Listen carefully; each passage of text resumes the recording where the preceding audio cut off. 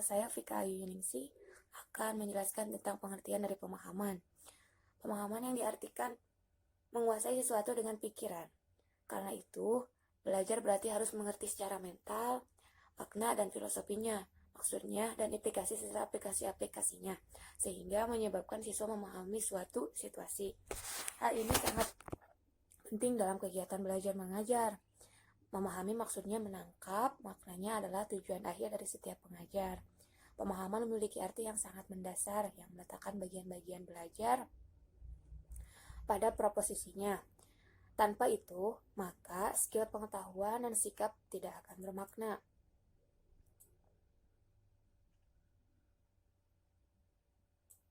Nah, dalam belajar, unsur pemahaman itu tidak dapat dipisahkan dari unsur-unsur psikologis lainnya.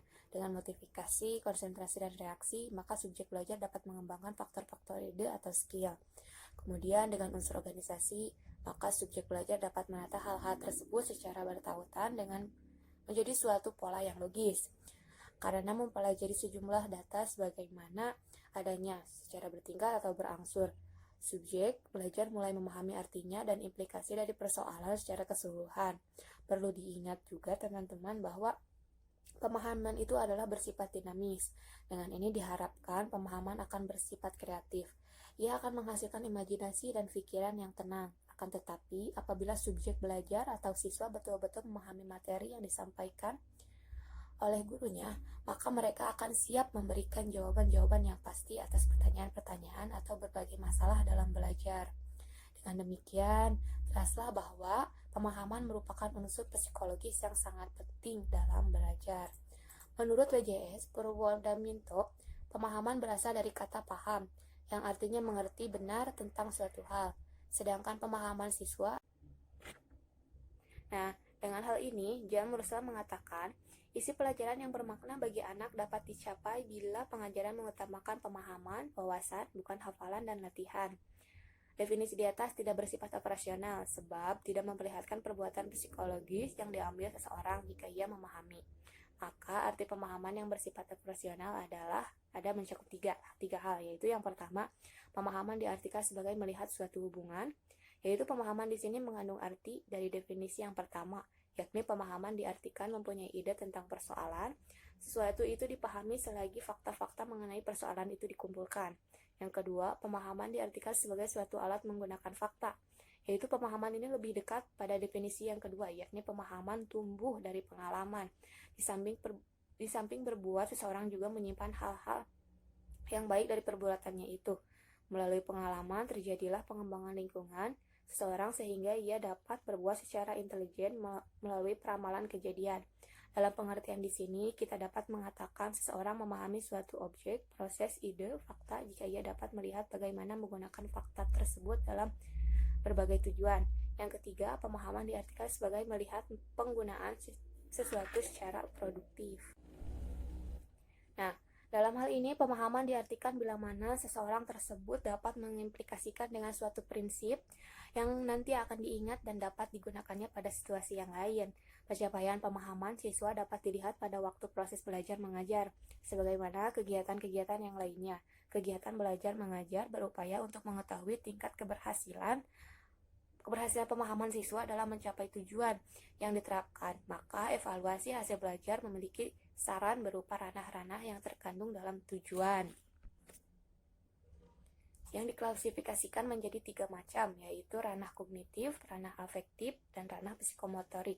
Ranah kognitif berkenaan dengan hasil belajar intelektual yang berhubungan dengan ingatan atau pengenalan terhadap pengetahuan dan informasi, serta pengembangan keterampilan intelektual menurut taksonomi atau penggolongan ranah kognitif.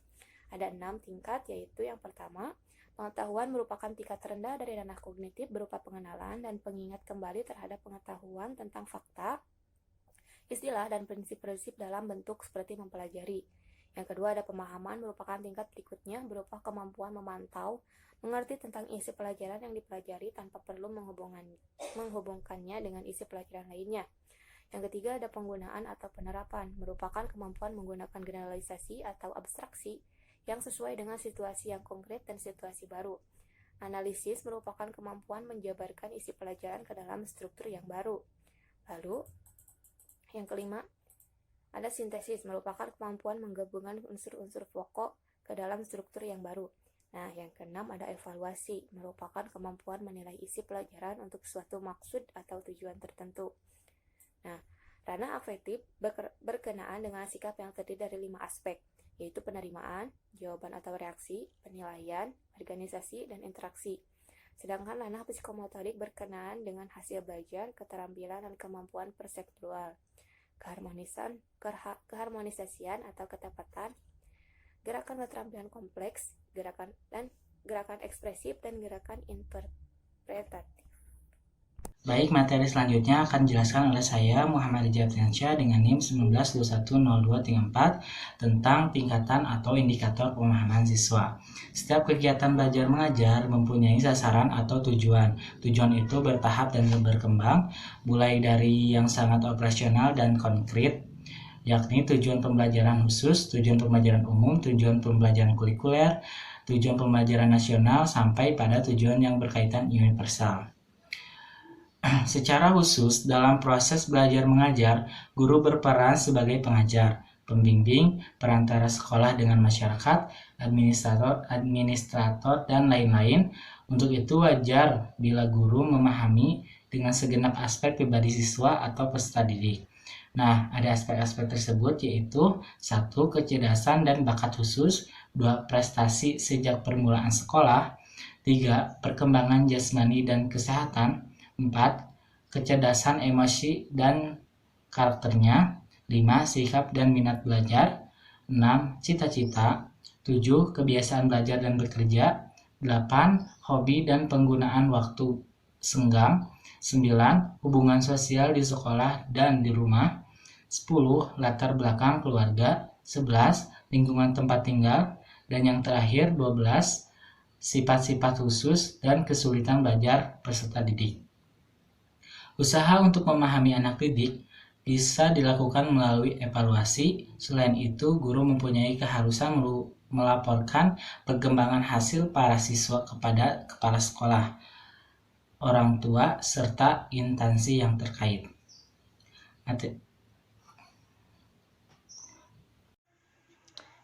Perkenalkan, nama saya Penny Hesteri Solihin dengan NIM 19210240. Di sini saya akan memaparkan tentang faktor-faktor yang mempengaruhi pemahaman siswa. Adapun faktor-faktor yang mempengaruhi pemahaman sekaligus keberhasilan belajar siswa yang ditinjau dari segi komponen pendidikan. Yang pertama yaitu tujuan. Tujuan adalah pedoman sekaligus sebagai sarana yang akan dicapai dalam kegiatan belajar mengajar. Sedikit banyaknya perumusan juga tujuan akan mempengaruhi kegiatan pengajaran yang dilakukan oleh guru sekaligus akan mempengaruhi kegiatan anak didik. Yang kedua, guru. Guru adalah tenaga pendidik yang diberikan sejumlah ilmu pengetahuan kepada anak didik di sekolah. Guru juga adalah orang yang berpengalaman dalam bidang profesionalnya. Dalam satu kelas, anak didik satu berbeda dengan yang lainnya. Nantinya akan mempengaruhi pula dalam keberhasilan belajar.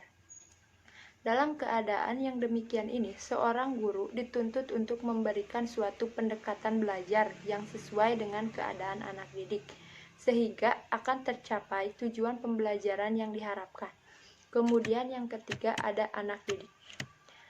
Anak didik adalah orang yang dengan sengaja datang ke sekolah, atau maksudnya adalah anak didik di sini tidak terbatasi oleh usia muda, usia tua, atau telah lanjut usia. Anak didik yang berkumpul di sekolah mempunyai bermacam-macam karakteristik kepribadian, sehingga daya serap atau pemahaman siswa yang didapat juga berbeda-beda dalam setiap bahan pengajaran yang diberikan oleh guru.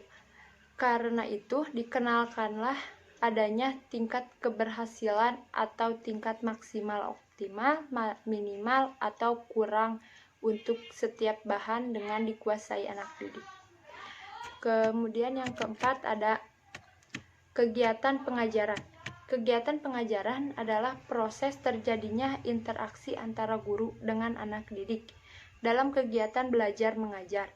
Kegiatan pengajaran meliputi bagaimana guru menciptakan lingkungan belajar yang sehat, strategi belajar yang digunakan, pendekatan-pendekatan, metode, dan media pembelajaran, serta evaluasi pembelajaran. Di mana hal-hal tersebut jika dipilih dan digunakan secara tepat, maka akan mempengaruhi keberhasilan proses belajar mengajar. Kemudian yang kelima ada bahan dan alat evaluasi. Bahan evaluasi adalah suatu bahan yang terdapat di dalam kurikulum yang sudah dipelajari siswa dalam rangka ulangan atau evaluasi. Alat evaluasi meliputi cara-cara dalam penyajian bahan evaluasi, di antaranya seperti benar salah, pilihan ganda, menjodohkan, melengkapi, dan esai. Penguasaan secara penuh pemahaman siswa tergantung pula pada bahan evaluasi yang diberikan guru kepada siswa. Hal ini berarti jika siswa telah mampu mengerjakan atau menjawab bahan evaluasi dengan baik, maka siswa dapat dikatakan paham terhadap apa yang diberikan waktu lalu. Kemudian yang keenam ada sarana evaluasi atau sarana belajar, yaitu keadaan kelas yang tenang, aman, disiplin. Itu juga mempengaruhi terhadap tingkat pemahaman siswa pada materi atau soal tujuan yang berlangsung. Karena dengan pemahaman materi atau soal ujian berarti pula mempengaruhi terhadap jawaban yang diberikan siswa. Jadi tingkat pemahaman siswa tinggi, maka keberhasilan proses belajar mengajar pun akan tercapai. Kemudian adapun faktor yang mempengaruhi kepribadian belajar atau pemahaman anak didik dalam mengikuti kegiatan belajar mengajar di kelas. Yang pertama ada faktor internal, yaitu faktor zamaniah atau psikologi, meliputi keadaan panca indera yang sehat, tidak mengalami cacat atau gangguan tubuh sakit, atau perkembangan yang tidak sempurna.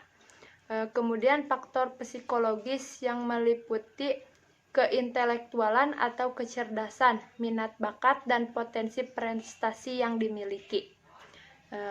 Kemudian adapun faktor eksternal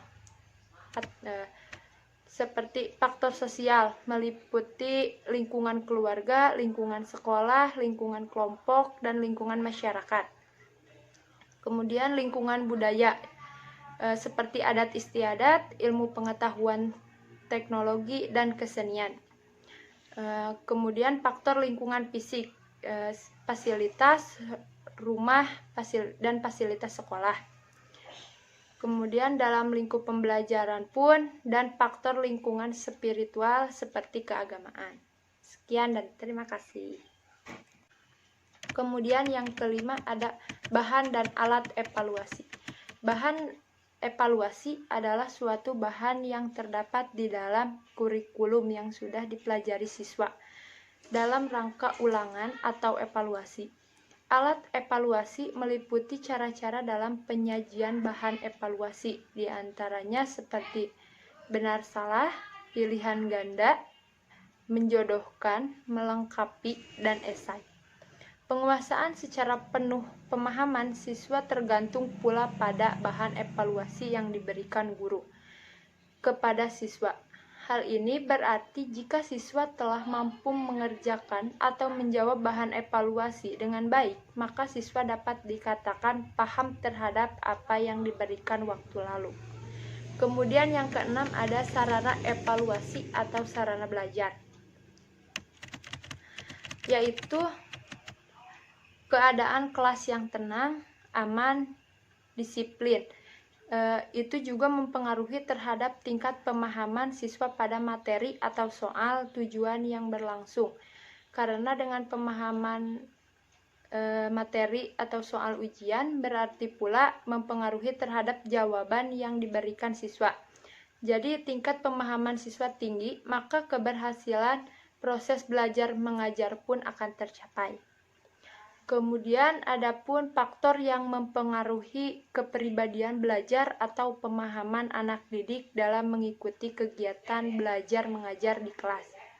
Yang pertama ada faktor internal, yaitu faktor zamaniah atau psikologi, meliputi keadaan panca indera yang sehat, tidak mengalami cacat atau gangguan tubuh sakit, atau perkembangan yang tidak sempurna. Kemudian faktor psikologis yang meliputi keintelektualan atau kecerdasan, minat bakat, dan potensi prestasi yang dimiliki. Kemudian adapun faktor eksternal, seperti faktor sosial, meliputi lingkungan keluarga, lingkungan sekolah, lingkungan kelompok, dan lingkungan masyarakat. Kemudian lingkungan budaya, seperti adat istiadat, ilmu pengetahuan, teknologi, dan kesenian. Kemudian faktor lingkungan fisik, fasilitas rumah dan fasilitas sekolah. Kemudian dalam lingkup pembelajaran pun dan faktor lingkungan. Assalamualaikum warahmatullahi wabarakatuh. Perkenalkan, nama saya Ahmad Wicidan Caikal dengan NIM 19210187. Di sini saya akan menjelaskan poin D, yaitu tolak ukur dalam mengetahui pemahaman siswa. Tolak ukur pemahaman siswa sangat dipengaruhi oleh kemampuan intelektualnya, sebagaimana yang dikemukakan oleh Yusuf Syamsu dan Sugandi Nani dalam Ediasri Toto Admoduwirjo pada tahun 2011. Mengumumkan bahwa untuk mengembangkan kemampuan intelektual atau keterampilan berpikir siswa antara lain sebagai berikut. Yang A, mengasah ketajaman panca indera untuk menerima masukan dari luar. Yang B, mengarahkan persepsi dan perhatian untuk menyaring informasi. Yang C, mengevaluasi dan melakukan penilaian. Yang D, mengabstruksi restrukturisasi atau membuat ringkasan. Yang E, menyimpulkan, menduga, elaborasi berkaitan dengan produk hafalan diupayakan agar anak dapat melakukan penyimpulan. Beberapa strategi untuk sampai pada penyimpulan antara lain tanya apa, tanya informasi. Parafrase, merumuskan kembali bahan yang dibaca atau yang telah dihafal dengan kata-kata sendiri. Yang F, mengidentifikasi ciri penting. Yang G, mengurutkan, membedakan, dan mengelompokkan. Yang H, mengingat, remembering, dengan strategi antara lain pengulangan, memberi makna, membuat catatan, melakukan asosiasi pengalaman sehari-hari. Sekian dari saya. Wassalamualaikum warahmatullahi wabarakatuh. Assalamualaikum warahmatullahi wabarakatuh. Perkenalkan, nama saya Wapi Nur Fitriani dengan NIM 19210203. Di sini saya akan memaparkan materi tentang cara evaluasi terhadap pemahaman siswa dan upaya-upaya dalam meningkatkan pemahaman siswa. Yang pertama, tujuan evaluasi. Tujuan evaluasi adalah untuk mendeskripsikan kemampuan belajar siswa. Lalu, tujuan yang kedua untuk mengetahui tingkat keberhasilan proses belajar mengajar. Yang ketiga, untuk menentukan tindak lanjut hasil penilaian. Dan yang terakhir, untuk memberikan pertanggungjawaban. Lalu, fungsi evaluasi. Di sini fungsi evaluasi ada 4. Yang pertama untuk selektif, yang kedua diagnostik, yang ketiga untuk penempatan, yang keempat untuk pengukur keberhasilan. Manfaat evaluasi pemahaman siswa yaitu memahami sesuatu. Yang kedua untuk membuat keputusan. Yang ketiga meningkatkan kualitas proses belajar mengajar. Yang keempat, secara khusus evaluasi akan memberikan manfaat bagi pihak-pihak yang terkait dengan pembelajaran seperti siswa, guru, dan kepala sekolah. Yang terakhir, untuk mengetahui tingkat pencapaian tujuan pembelajaran atau memuaskan atau tidak memuaskan. Lalu ada macam-macam evaluasi. Macam-macam evaluasi di sini ada 3. Yang pertama adalah formatik, lalu yang kedua ada sumatik, dan yang ketiga ada diagnostik. Lalu saya akan membahas usaha-usaha dalam meningkatkan pemahaman siswa. Di sini, agar seorang guru dapat meningkatkan pemahaman siswa, guru harus memiliki ciri-ciri. Yang pertama, harus memperhatikan pribadi murid. Yang kedua, mengenal dan memperlakukan secara sama masing-masing pribadi atau siswa. Interaksi sosial dengan siswa. Mendorong antusiasme dan motivasi untuk belajar. Yang kelima, sikap terhadap profesi guru. Yang keenam, sikap reflektif. Mungkin cukup sekian penjelasan dari saya.